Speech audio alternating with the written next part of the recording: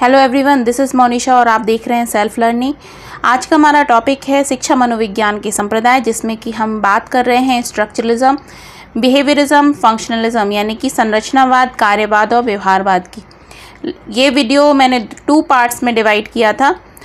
जो पहला पार्ट था वो आ चुका है, जिसमें मैंने बात की थी स्ट्रक्चरलिज्म के बारे में, और आज हम बात करने वाले हैं फंक्शनलिज्म और बिहेवियरिज्म के बारे में। ये इम्पॉर्टेंट फ़िलासफ़ीज़ हैं, इम्पॉर्टेंट साइकोलॉजिकल फ़िलासफ़ीज़ हैं, जिनके बारे में पढ़ना हर उस स्टूडेंट को बहुत ज़रूरी है जो किसी भी तरीके के टीचिंग एग्ज़ाम की तैयारी कर रहे हैं या फिर बीएड या एमएड के छात्र हैं। चलिए स्टार्ट करते हैं आज का वीडियो। जैसे कि मैंने आपको पहले बताया कि मैंने स्ट्रक्चरलिज्म के बारे में बात कर ली है, और आज हम बात करने वाले हैं कार्यवाद और व्यवहारवाद के बारे में। इसका क्विक रिकैप हम आपके सामने दिखाते हैं, जिससे कि आपको याद आ जाए कि स्ट्रक्चरलिज्म में हमने क्या पढ़ा था। और अगर आपने वो वीडियो नहीं देखा है तो प्लीज़ देखिए, लिंक मैं डिस्क्रिप्शन बॉक्स में दे देती हूँ, ताकि आप कंप्लीट स्टडी कर पाएँ और जो भी नोट्स बनाना चाहते हैं तो वो भी आप बना सकें। ठीक है, तो एक नज़र में अगर मैं देखना चाहूँ कि स्ट्रक्चरलिज्म क्या है, तो इसके स्थापक कौन थे? विलियम वुंट थे, जिन्होंने इसकी स्थापना की थी। आगे बढ़ाया था टिचनर ने, और ये कब की घटना है? ये 1892 की घटना है। जो टिचनर थे वो कौन थे? विलियम वुंट के शिष्य थे। ठीक है, और जो स्थान था वो क्या था? कोर्नेल विश्वविद्यालय था, और उस विश्वविद्यालय में स्टडी करते हुए इन्होंने स्ट्रक्चरलिज्म की संरचना या स्ट्रक्चरलिज्म की स्थापना की। ठीक है, और इसके 2 नाम और एक्स्ट्रा हैं जो दूसरे नामों से इसे बुलाया जाता है। वो अंतर्निरीक्षणवाद है या अस्तित्ववाद है, जिसको इंट्रोस्पेक्शनिज्म भी कहा जाता है, और इंट्रोस्पेक्शन मेथड जो है वो इसकी मुख्य विधि मानी गई है। ठीक है, बात किसकी की गई है? कॉन्शियस एक्सपीरियंसेस की बात की गई है इसमें। कॉन्शियस एक्सपीरियंस का मतलब क्या होता है? चेतन अनुभूति, है ना। और टिचनर जो हैं उनके अनुसार जो भाव हैं वो 3 प्रकार के माने गए हैं। चेतना के जो भाव हैं वो 3 प्रकार के माने गए हैं। संवेदना, मतलब कि संवेदना का मतलब क्या होता है? सेंसेशन, जो आपको सेंसेशंस होते हैं वो संवेदना। भाव या अनुराग, जो भाव आते हैं, फीलिंग्स आती हैं आपके अंदर वो, और उसके बाद उस आने के बाद आपके दिमाग में जो प्रतिमा का निर्माण होता है या प्रतिबिंब का निर्माण होता है वो। ठीक है, और इस पूरे वाद की जो मुख्य विधि मानी गई है उसे कहा जाता है अंतरदार्शनिक विधि या फिर इंट्रोस्पेक्शन मेथड। ठीक है, तो ये जो भी स्टूडेंट्स हैं उन्होंने अगर ये वीडियो पूरा नहीं देखा है तो प्लीज़ देखिए, लिंक मैंने दे दी है डिस्क्रिप्शन बॉक्स में। ठीक है, और आई बटन में मैं भी दे देती हूँ, तो उसमें भी आप देख लीजिएगा। ठीक है, चलिए आज हम स्टार्ट करते हैं फंक्शनलिज्म और प्रकार्यवाद जिसको कहा जाता है। तो प्रकार्यवाद क्या होता है, चलिए इसको देखते हैं। तो प्रकार्यवाद और जो क्या नाम से स्ट्रक्चरलिज्म है, यानी कि फंक्शनलिज्म और स्ट्रक्चरलिज्म में जो बेसिक डिफरेंस है उसमें क्या है वो बात बताते हैं। तो स्ट्रक्चरलिज्म की जो स्थापना की थी वो किसने की थी? विलियम वुंट ने की थी, और फंक्शनलिज्म की स्थापना की थी विलियम जेम्स ने। ठीक है, स्ट्रक्चरलिज्म क्या बताता है? चेतना के तत्व की बात करता है, जैसे कि चेतना के कौन कौन से तत्व हैं? मन, चेतना कैसे बनी है, इस पर बात की गई है। और फंक्शनलिज्म में क्या बात की गई है कि चेतना कार्य कैसे करती है। ठीक है, तो ये है स्ट्रक्चरलिज्म। तो दोनों में डिफरेंस आपको समझ में आया होगा। स्ट्रक्चरलिज्म थ्योरी क्या है? Study of varied element of consciousness, and functionalism theory क्या है? Studies how conscious change according to the environment. ठीक है, तो बात समझ में आई आपको। संरचनावाद जो प्रकार्यवाद है मनोविज्ञान में एक ऐसा स्कूल और संप्रदाय है जिसकी उत्पत्ति संरचनावाद के वर्णनात्मक तथा विश्लेषणात्मक उपागम से के विरोध में हुआ है। ठीक है, अब देखिए कोई भी स्टडीज़ आती हैं और ये दोनों स्टडीज़ आसपास ही हैं, मतलब वो 1890 1892 की बात की गई है यहाँ पर। तो दोनों में जो अंतर है वो क्या है वो आप समझ लीजिए। दोनों में बेसिक डिफरेंस ये है कि स्ट्रक्चरलिज्म बात करता है स्ट्रक्चर की, मतलब जैसे कि हम बात करें टेलीविज़न की, है ना, तो टेलीविज़न अगर आपके सामने रखा हुआ है तो टेलीविज़न की जो कुछ भी अंदर प्रोसेसिंग है, किस तरीके से उसको बनाया गया है, उसका स्ट्रक्चर क्या है, ये बात हो गई स्ट्रक्चरलिज्म की। लेकिन टेलीविज़न को जब तक हम स्टार्ट नहीं करेंगे, उसको ऑन नहीं करेंगे, उसका फंक्शंस नहीं जानेंगे, तो हमें पता नहीं चलेगा कि ये ऑन कैसे होता है, इसमें कितने चैनल्स आते हैं, किस तरीके से ये वर्क करता है। ठीक है ना, बात समझ में आई होगी आपको कि स्ट्रक्चर मतलब संरचना और फंक्शन मतलब क्या हो जाएगा, वो कैसे काम करता है। ठीक है, तो दोनों ही ज़रूरी होते हैं। स्ट्रक्चर बनाना ज़रूरी होता है, स्ट्रक्चर के बाद वो अप्लाई कैसे हो रहा है वो भी ज़रूरी होता है। ठीक है, तो functionalism was a philosophy opposing the prevailing structuralism of psychology of the late 19th century। ठीक है, यहाँ पर 19th सेंचुरी के आखिरी में ये बात की गई थी और ये बात है कब की, 1890 की। ठीक है बात। अब यहाँ पर देखते हैं विलियम जेम्स, मैंने आपको बताया जिनका कार्यकाल रहा है 1842 से लेकर 1910 के बीच में, और इन्होंने प्रकार्यवाद यानी कि फंक्शनलिज्म की स्थापना की थी। कहाँ पर की थी, हार्वर्ड विश्वविद्यालय में, हार्वर्ड यूनिवर्सिटी जो है वहाँ पर इसकी स्थापना की गई थी। लेकिन इसका विकास शिकागो में जॉन डीवी, जेम्स एंजल और हार्वे कार्क ने किया था। ठीक है, अब देखिए यहाँ पर भी ये बात हो जाती है कि वहाँ पे किसने स्थापना की थी, विलियम वुंट ने, और स्थापना के बाद में टिचनर ने इसको आगे बढ़ाया था। यहाँ पर किसने स्थापना की है, विलियम जेम्स ने, और इसको आगे बढ़ाया है किसने, जॉन डीवी ने, आपके जेम्स एंजल ने, और साथ ही साथ दूसरा नाम है हार्वे ए कार्क। याद रहेगा, क्वेश्चन पूछे जाते हैं, ऑब्जेक्टिव क्वेश्चंस में आते हैं कि कब हुआ था, किस विश्वविद्यालय में हुआ था, तो याद रखेंगे आप।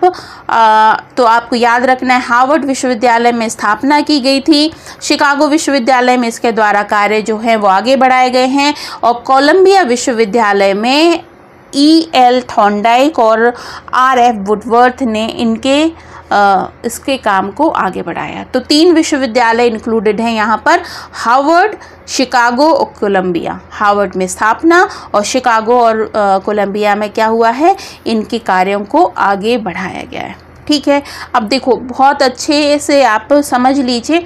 मैं ये पिक्चर्स इसलिए आपको दिखाती हूँ ताकि याद रहे कि कौन जो हैं जिन्होंने ये स्थापना की थी वो दिखते कैसे हैं, ताकि अगर पिक्चर के फॉर्म में अगर हम कुछ भी याद करते हैं तो हमें बहुत अच्छे से याद रहता है, मेमोराइज्ड हो जाता है हमारे दिमाग में, है ना। वही बात हो जाती है, स्ट्रक्चर है, स्ट्रक्चर के बाद में जो प्रतिमा बनती है वो प्रतिमा हमारे माइंड में फिक्स हो जाती है। तो यहाँ पर जो मैं पिक्चर दिखा रही हूँ वो फर्स्ट आपको है विलियम जेम्स की, इसके बाद में है ये है स्किनर, नाम छुप गया है यहाँ पर, और इसके बाद में है ये एंजल, जेम्स आर एंजल, और इसके बाद में है ये है थॉर्नडाइक, और थॉर्नडाइक के बाद में ये है वुडवर्थ। ठीक है, अब देखिए किसने क्या क्या काम किया है। तो विलियम जेम्स अमेरिकन साइकोलॉजिस्ट थे, इनके बुक का नाम था the principle of psychology, is considered to be the founder of functional philosophy, sorry functional psychology.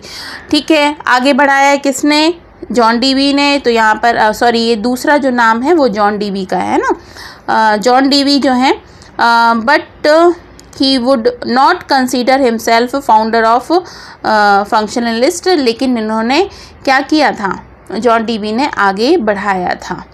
ठीक है, John Herbert Carr and James Rudolph angel,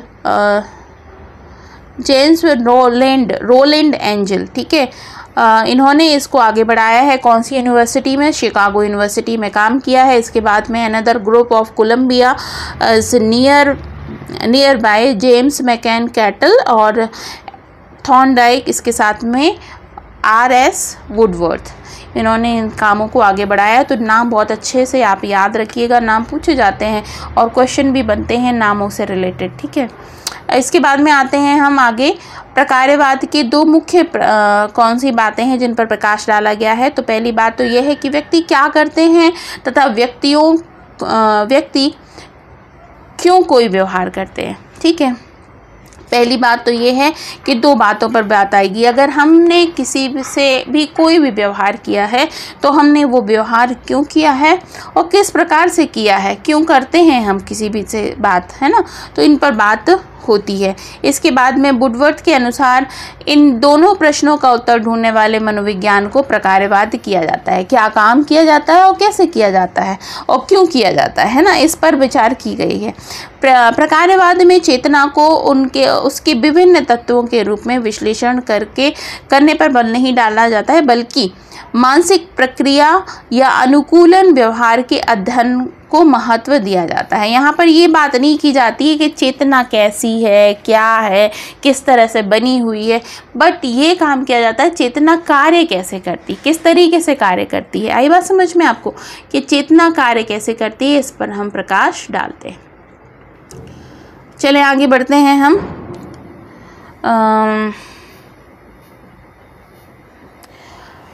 functionalism के जो कोलंबिया विश्वविद्यालय में जो थॉर्नडाइक हैं, थॉर्नडाइक कौन थे जल्दी से बताइए। थॉर्नडाइक को किसका फादर कहा जाता है? थॉर्नडाइक को फादर कहा जाता है एजुकेशनल साइकोलॉजी का, ठीक है, एजुकेशनल साइकोलॉजी का फादर कहा जाता है। और वुडवर्थ का योगदान इन कामों में सर्वाधिक रहा। एक पुस्तक बनी थी इनकी, शिक्षा मनोविज्ञान, जिसमें कि सीखने के नियमों के बारे में बात की गई थी। थॉर्नडाइक के अनुसार मनोविज्ञान उद्दीपक अनुक्रिया, उद्दीपक का मतलब क्या, स्टिमुलस, और अनुक्रिया का मतलब रिस्पॉन्स, उद्दीपक अनुक्रिया संबंधों के अध्ययन का विज्ञान है।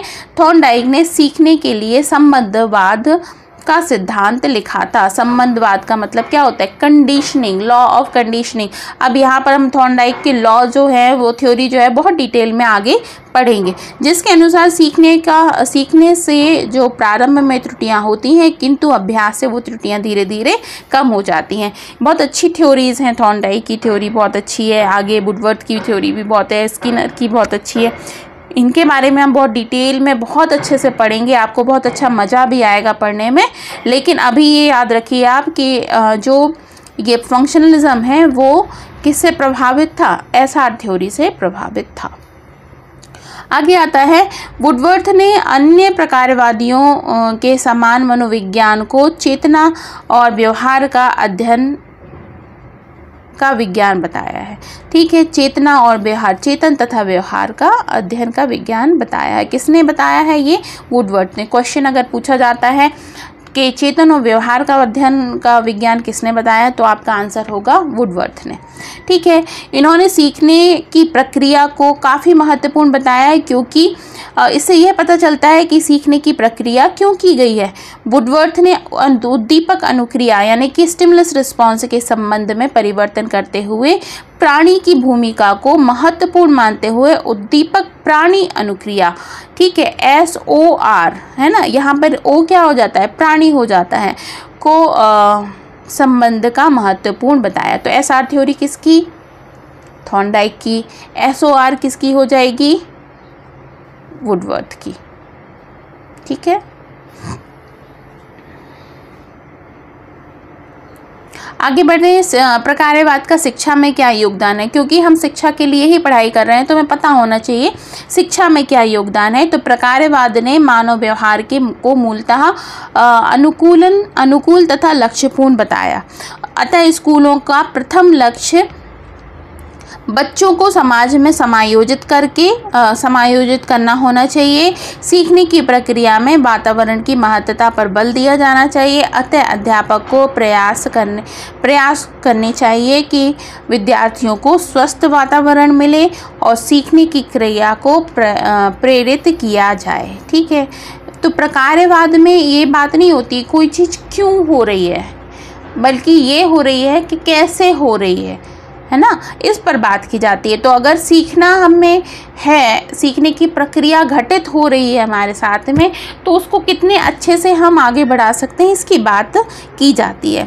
इस विचारधारा को पहले से चले आ रहे सैद्धांतिक प्रत्ययों जो कि पाठ्यक्रम के अंग थे, उसमें क्रांतिकारी बदलाव लाए गए थे इसमें, और स्कूल पाठ्यक्रम में करके सीखना, लर्निंग बाय डूइंग पर बल दिया गया था। अब देखिए यहाँ पर एक बात आपको समझने की ज़रूरत है कि करके सीखने की बात सबसे पहले कहाँ की गई, तो सबसे पहले प्रकार्यवाद में इसकी बात, फंक्शनलिज्म में इसकी बात की गई थी, है ना। करके सीखिए, जो पुराने रटे रटाए के कॉन्सेप्ट हैं कि रट्टे किसी ने गा दिया और आपने उसको सुन लिया, आपने याद कर लिया, आपने रट्टा मार दिया, उसकी सारी बातों को हटाते हुए ये बात बोली गई कि भाई पहले करो और उसके बाद फिर सीखो। आगे बातें हैं, शिक्षार्थियों की क्षमता में व्यक्तिक भिन्नता पर बल डाला। अब देखिए अलग अलग बच्चे होते हैं, अलग अलग तरीके की उनकी सीखने समझने की क्षमता होती है, इसलिए सभी को एक ही तरह से पढ़ाना, एक ही तरीके से रटाना ये सही नहीं है। उनको उनकी कार्य क्षमता के हिसाब से उनको आगे बढ़ाना चाहिए, उस पर भी बल दिया गया। प्रकार्यवाद ने इस बात पर बल दिया कि अलग अलग आयु स्तरों के बच्चों को की आवश्यकताएं भिन्न भिन्न होती हैं, इसलिए उनको अलग अलग तरह से पढ़ाना चाहिए। प्रकार्यवाद ने शिक्षा में उपयोगिता के सिद्धांत को बल दिया। किसको बल दिया? उपयोगिता के सिद्धांत पर। इससे सीखने की प्रक्रिया में बालक की महत्ता पर बल जाता है। पाठ्यक्रम में केवल उन्हीं विषयों को सम्मिलित करना चाहिए जो समाज में उपयोगिता रखते हों। अननेसेसरी, यहाँ से देखिए प्रयोजनवाद जो हमने पढ़ा था ना, वो भी कहीं ना कहीं इसी समय की देन है, और जॉन डेवी भी उसके मुख्य प्रणेता माने जाते हैं। तो उसमें एक बात की जाती है कि हम सिर्फ केवल उसी का स्टडी करें, उसी विषय की स्टडी करें जिसकी उपयोगिता हो। ठीक है, ऐसा ना हो कि हम कुछ भी पढ़ते रहें जिसके बारे में हमें जानने समझने के लिए हमारी रोजगार और हमारी आज की बेसिक ज़रूरतों में उसका कोई इस्तेमाल नहीं हो रहा, फिर भी हम सीख रहे हैं, समझ रहे हैं, इसलिए नहीं। इसलिए उस पर बात की जाती है जिसकी उपयोगिता है, केवल वही पढ़ाई की जानी चाहिए और बहुत अच्छे से की जानी चाहिए ताकि उसका उपयोग किया जा सके। इस संप्रदाय में स्कूल ने शिक्षा में वैज्ञानिक जानकारी पर बल डाला, साथ ही साथ शिक्षण और सीखने की प्रक्रिया जैसे कि नई विधियां, जैसे क्रमित सीखना का मतलब होता है प्रोग्राम लर्निंग, जैसी शिक्षण विधियों पर बल दिया या उसको विकसित किया। प्रकार्यवाद में विशेषकर थॉर्नडाइक ने इस बात पर बल दिया कि शिक्षक को अध्यापन कार्य करने से पहले शैक्षिक उद्देश्यों को परिभाषित कर लेना चाहिए, तभी शिक्षार्थी के व्यवहार में परिवर्तन ला सकते हैं। ठीक है, इन्होंने ये बात बोली कि अगर आपको उद्देश्य आपके पता हो कि आप पढ़ा क्यों रहे हैं, ठीक है, तब तो बात है कि आप अच्छे से पढ़ाएंगे। अगर आपने ये सोचा कि मेरा काम है पढ़ाना और आज का लेसन कंप्लीट करके मुझे मतलब नहीं है बच्चे को समझ में आए या ना आए, उससे आपको कोई लेना देना नहीं है, तो ऐसा नहीं होना चाहिए। उन्होंने बताया कि शिक्षक को पूरी तरह जिम्मेदारी से पढ़ाना चाहिए और ऐसा कोशिश करना चाहिए कि पहले वो अपने एम्स तैयार कर ले कि क्यों वो पढ़ा रहा है, क्यों वो सिखा रहा है। तो ये बात आपको समझ में आई। तो हम एक नज़र में देख लेते हैं कि फंक्शनलिज्म क्या है। तो फंक्शनलिज्म जो है उसके स्थापक हैं विलियम जेम्स। 1890 में उसकी बात की गई थी। स्थापना कहाँ के थे ये? तो ये थे कहाँ के? अमेरिका के मनोवैज्ञानिक थे। इनकी बुक का नाम था क्या? Principal of psychology. ठीक है, और इसमें पहली बार फंक्शनलिज्म का उल्लेख उन्होंने किया था। ठीक है, और यह स्थापना पहले अनौपचारिक थी। यह अनौपचारिक इसलिए थी क्योंकि बाद में जब उसको बढ़ाया गया ना जॉन डेवी वगैरह के द्वारा, उसमें उन्होंने औपचारिक रूप से इसकी स्थापना करी। लेकिन फाउंडर वैसे माने जाते हैं कौन? William James. तो औपचारिक स्थापना किसने की है? जॉन डेवी ने, जो कि एक चिकित्सक थे, एंजल और कार ने। बात समझ में आई? तो आपको अगर पूछा जाता है कि किसने स्थापना की, तो आप बताएंगे अनौपचारिक रूप से तो किसने स्थापना की थी? विलियम जेम्स ने। लेकिन उसके बाद जॉन डेवी, एंजल और कार ने इसकी औपचारिक स्थापना की थी। यहाँ पर एक बात जिक्र भी हुआ था कि विलियम जेम्स जो अमेरिकन साइकोलॉजिस्ट थे, is considered to be the founder of functional psychology, but he would not consider himself the founder of functionalism, बल्कि जॉन डेवी जो हैं या एंजल और कार जो हैं वो औपचारिक रूप से इसके फाउंडर माने जाते हैं। यहाँ पर बात किसकी की जाती है? चेतना की बात की जाती है। यहाँ पर ये बात पूछा जाता है, वाई एंड हाउ। हाउ मतलब कैसे और क्यों, ठीक है, किस तरीके से हम काम करेंगे, चेतना कैसे काम करती है और क्यों काम करती है ना, इस पर बात की जाती है। और आगे देखो तो किसने इसके काम को आगे बढ़ाया है, तो क्या इसके काम को आगे बढ़ाया है किसने, शिकागो विश्वविद्यालय में जॉन डी एंजल और कार ने, और कोलंबिया विश्वविद्यालय में थॉर्नडाइक और वुडवर्थ ने। चलिए, तो याद रहेगा आपको फंक्शनलिज्म और स्ट्रक्चरलिज्म में बेसिक डिफरेंस क्या है। तो बेसिक डिफरेंस यही है कि फंक्शनलिज्म जो है वो कार्य कैसे किया जाता है इस पर बल देता है, और स्ट्रक्चरलिज्म इस पर बल देता है कि कार्य जो कर रहा है वो कैसे बना हुआ है, ठीक है, मन और चेतना किस प्रकार से बनी हुई है, कैसे उसके तत्व है, इस पर बात होती है। लेकिन फंक्शनलिज्म इस पर बात करता है कि चेतना काम कैसे करती है।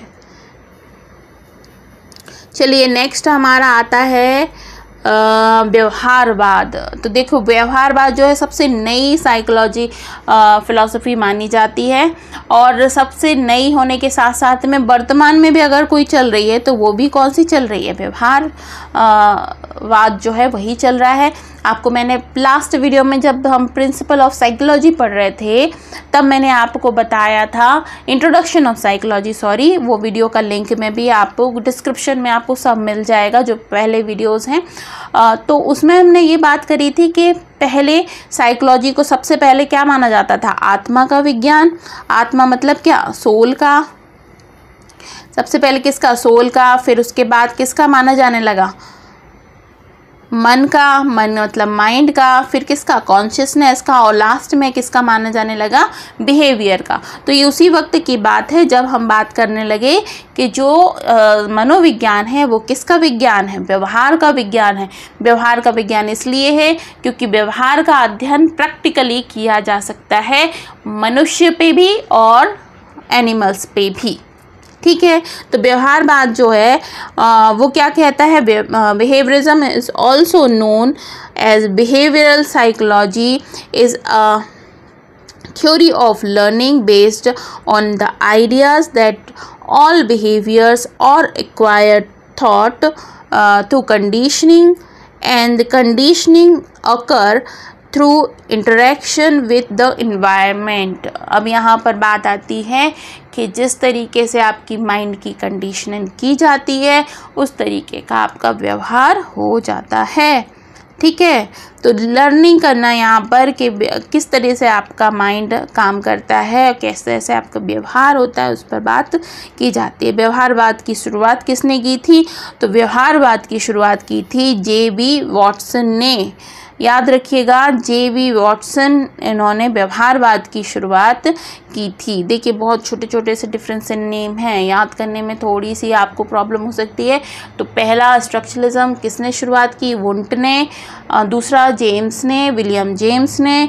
तो विलियम वुंट और विलियम जेम्स तो बहुत एक जैसे नेम हैं। और उसके बाद यहाँ पर आता है जो थर्ड बिहेवियरिज्म, इसकी स्थापना किसने की है, वॉटसन ने। तो याद रखिएगा इसको। तो यहाँ पर किसने की, 1913 में जॉन हॉकिंस विश्वविद्यालय में इसकी स्थापना की गई बिहेवियरिज्म की, ठीक है। अब हिस्ट्री ऑफ बिहेवियरिज्म, तो formally founded by JB. Watson, ये थे जे.बी. वॉटसन, ठीक है। उन्होंने इसकी स्थापना की थी 19th सेंचुरी में। Similar views psychologist of gestalt movement of psychology, इसी तरीके का मूवमेंट गेस्टाल्ट में भी किया जाता है। गेस्टाल्ट थ्योरी बहुत अच्छे से मैं आपको आगे बताऊंगी। 20th सेंचुरी में जो था उसको कॉग्निटिव रिवैल्यूएशन में इसकी बात की जाती है, और किसकी, वॉटसन की। और यहाँ पर वॉटसन की बात कहाँ की जाती है, बिहेवियर एनालिसिस में, व्यवहार इन विश्लेषण में भी इनकी बात की जाती है। Watson also known as SR theory. SR theory मतलब स्टिमुलस रिस्पॉन्स थ्योरी पर भी बात करते हैं। तो वॉटसन किस किस के लिए फेमस हैं आपको याद रखना पड़ेगा। तो वॉटसन सबसे पहले तो फाउंडर माने जाते हैं बिहेवियरिज्म के। दूसरा आता है किसमें, गेस्टाल्ट मूवमेंट में भी इनका हाथ है, इसके अलावा कॉग्निटिव रिवैल्यूएशन में भी है, इसके बाद में बिहेवियर एनालिसिस में भी इनका नाम लिया जाता है, साथ ही साथ में SR theory, response theory, stimulus response theory में भी इनका नाम लिया जाता है। अब बहुत ज़रूरी क्वेश्चन ये आता है कि कौन कौन से बिहेवियरिस्ट हैं अभी, है ना, माने जाते हैं। तो सबसे पहला पावलव के बारे में आपको मैं बताऊंगी। इन्होंने क्लासिकल कंडीशनिंग की थ्योरी दी थी, बहुत अच्छी थ्योरी है, पढ़ोगे तो बहुत मज़ा आएगा। आगे आने वाले वीडियोस में आपसे शेयर करूंगी। इसके बाद में Thorndike the founder of educational psychology, और उसके बाद वी.एफ. स्किनर की थ्योरी क्या है, जैसे इन्होंने क्लासिकल कंडीशन दी थी ऐसे इन्होंने ऑपरेंट कंडीशनिंग भी दी थी, ठीक है, तो उसके बारे में भी हम पढ़ेंगे। फिर क्लार्क एंड हल, तो क्लार्क एंड हल ने ड्राइव थ्योरी दी थी। तो ये हैं इनके नेम और इनकी फ़ोटोज़, आप ध्यान रखिए इसको। चलिए, जॉन वी वॉटसन 1912 में who coined the term of behaviourism, and BF. Skinner who developed what is known of radical behaviorism। ठीक है, तो इनकी बात आपको याद रखनी है कि पहले तो वॉटसन ने आपकी बात करी किसकी, बिहेवियरिज्म की, और उसके बाद में जो स्किनर हैं वो रेडिकल बिहेवियरिज्म की बात करने वाले माने जाते हैं। ठीक है, तो याद रखिएगा इसको। Watson and Skinner rejected the ideas of psychological data could be obtained through introspection और by attempt to describe the consciousness. अब देखिए, इन्होंने इस बात पर बात कर दी कि जो इंट्रोस्पेक्शन मेथड है ना वो गलत है। इंट्रोस्पेक्शन मेथड का कोई महत्व नहीं है, ना ही तो वो काम करती है ना कुछ करती है। उन्होंने पूरे तरीके से उसको नकार दिया। क्यों बात नकार दिया? क्योंकि इन्होंने चेतना के अस्तित्व को भी नकार दिया ना, चेतना किस तरह से काम करती है उस पर भी बात कर दी। उन्होंने कहा कि ये सिर्फ व्यवहार के बारे में अध्ययन कर सकते हैं हम, किसी की कॉन्शियसनेस को बताना मुश्किल है प्रैक्टिकली, है ना। In their views was to be derived from the observation of outward behavior. The strategy of these behaviorists was that animal learning principle should then be used to explain human behaviour. अब यहाँ पर ये बात हो रही थी कि human behaviour पे तो हम बात कर सकते हैं, लेकिन एनिमल बिहेवियर, एनिमल के बिहेवियर को भी साइकोलॉजिकली या फिर प्रैक्टिकली समझना है तो हम उसके बिहेवियर को समझ सकते हैं, उसकी कॉन्शियसनेस को नहीं समझ सकते। ठीक है, तो इसलिए यहाँ पर व्यवहारवाद की बात बहुत अच्छे से बताई गई है। अब यहाँ पर टीचिंग मेथड है, तो टीचिंग मेथड कौन सी है? Observation method, conditioning method, testing method और वर्बल रिपोर्ट। ठीक है, थ्योरीज़ कौन कौन सी हैं? क्लासिकल कंडीशनिंग, ऑपरेंट कंडीशनिंग, एक है पावलव की और दूसरी है स्किनर की। आगे बढ़ते हैं। तो ठीक है, अब हम नेक्स्ट वीडियोस में देखेंगे गेस्टाल्ट मनोविज्ञान, मनोविश्लेषणवाद, संज्ञानवाद, साहचर्यवाद और मानवतावाद और प्रेटकी संप्रदाय, जिसमें हमको कॉग्निटिव तक तो बहुत ज़रूरी है पढ़ना, क्योंकि ये 6 जो हैं स्ट्रक्चरलिज्म, बिहेवियरिज्म, फंक्शनलिज्म, साथ ही साथ में गेस्टाल्ट, साइको एनालिसिस और कॉग्निटिव बहुत इंपॉर्टेंट है। हालांकि ये भी बहुत महत्वपूर्ण है, लेकिन ये बहुत ज़्यादा महत्वपूर्ण है ना। तो इनके बारे में हम नेक्स्ट वीडियो में डिस्कस करेंगे। आपको ये वीडियो अच्छा लगा हो तो प्लीज़ लाइक कीजिए और शेयर कीजिए अपने फ्रेंड्स के साथ में, और क्योंकि बहुत इंपॉर्टेंट है ये थ्योरीज़, और हम छोड़ देते हैं पढ़ते में, सोचते हैं कि चलो ये तो कुछ भी नहीं है, हम मेन थ्योरीज़ पढ़ लेते हैं, लेकिन ये थ्योरीज से क्वेश्चन पूछे जाते हैं। तो वीडियो अगर अच्छा लगा है तो प्लीज़ लाइक कीजिए स्टूडेंट्स, और प्लीज़ शेयर कीजिए अपने दोस्तों के साथ में, ग्रुप बड़ा बनाइए। और मैं बहुत मेहनत से आपके सामने ये कंटेंट लेकर आती हूँ, तो प्लीज़ इसको दूसरे लोगों तक ज़रूर पहुँचाइए। ये बिल्कुल फ्री है ना। तो प्लीज़ सेल्फ लर्निंग को सपोर्ट कीजिए और सब्सक्राइब कीजिए चैनल को। ठीक है, तो मिलती हूँ दूसरा वीडियो लेकर आकर जल्दी ही। तब तक अपना ख्याल रखिए। This is Monisha signing off. Bye bye.